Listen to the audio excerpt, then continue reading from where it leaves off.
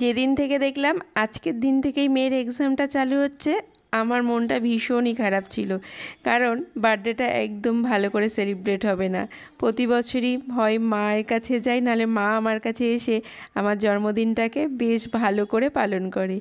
কিন্তু একটু দুঃখ পাওয়ার কিছু হয়নি, আমার বান্ধবীরা তো আছে, ওরা আমার জন্মদিনটাকে ধুমধাম করে সেলিব্রেট করেছে।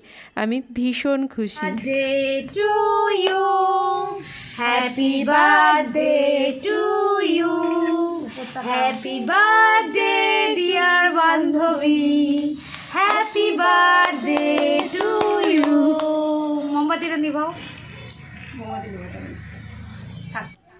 আমার জীবনের মেমোরেবল ঘটনার মধ্যে এই আরও একটা ঘটনা অ্যাড থাকবে সারা জীবন।